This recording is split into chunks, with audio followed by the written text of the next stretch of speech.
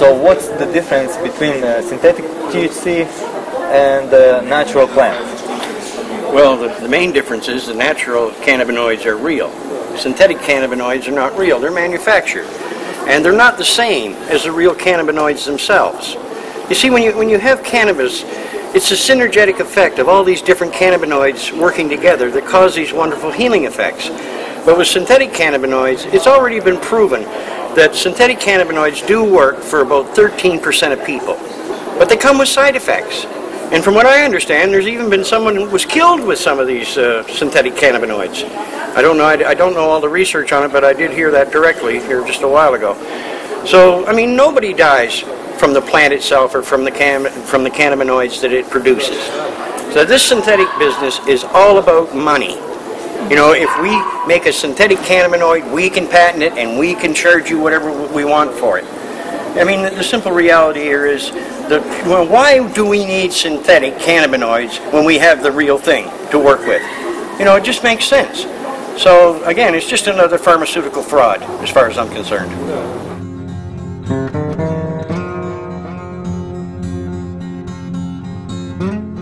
Is it right for someone like this to have to live like this when there is a rational, you know, way to treat her that does no harm? Yes.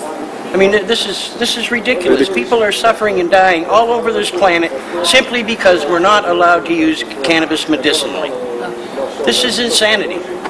And I agree. Thank you, dear. We all agree about that. But I mean, you know, if this lady has the proper medicine, she could get out of this wheelchair. She could get back to having a normal life. You think so? I know so. I know so, dear. I've treated many, many people with MS.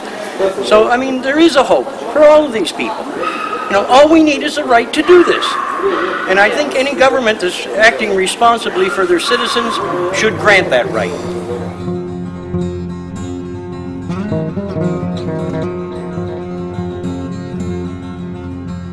What do you think about his arresting and being in jail? Well, I think it's ridiculous to arrest anyone for trying to heal themselves, especially where we know the true history of this plant. It's non-addictive, it's harmless. It never really should have been outlawed in the first place. You think it is not addictive? And I know it's not addictive. They say it is... Who says? What's it based on? It is drug.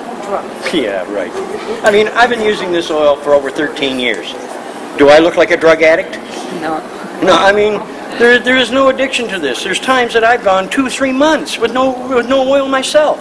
I didn't get up the next morning going, I need a fix. I mean, there is no addiction. And it's been known all through history. That's a fact. And even the Canadian government admitted that back in the year 2000. They admitted that cannabis is non-addictive. So why are people still saying that it's addictive?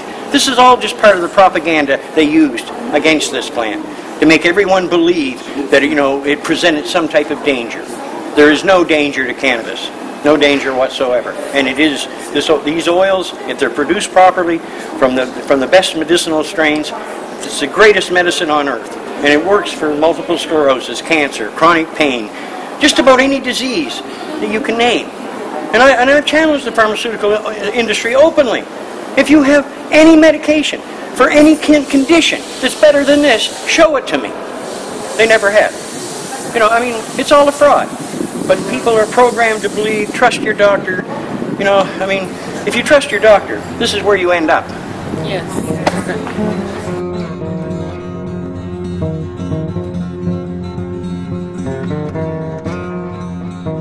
I honestly feel that everyone should have the, you know, if this was a perfect world, everyone would have the right to grow as many plants as they wanted. And if that were to happen, the price of this medicine would be practically nothing. It would be very, very cheap.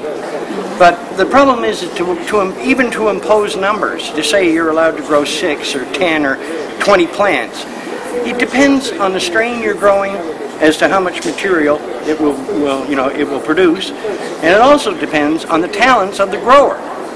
I mean, an experienced grower can take some strains and grow plants that are 1-2 kilos, huge plants that you could get 3 to 4 cancer treatments from. But the average person doesn't have these talents. You know, so in many cases they wind up killing the plants. But, you know, I mean, I don't think there really should be any restrictions at all, but if they do impose restrictions, I would hope that they would use a high enough number. No, but I mean, I defend anyone, any patient that is using this. I defend their rights to use it. I mean, you know, a lot of people out there are producing oils and they're selling them and things like that. Well, what do the drug companies do? Don't they sell us medications? Are they drug dealers? Yeah. Well, you're damn right, they are drug dealers. Bad drugs. But I don't look at anybody as being a criminal for going against an absurd law. And this law is truly, it's insane. So honestly, I look at cannabis growers as heroes. You know, that stand up. But the main concern I have about, you know, people providing medicine to others is the quality of that medicine.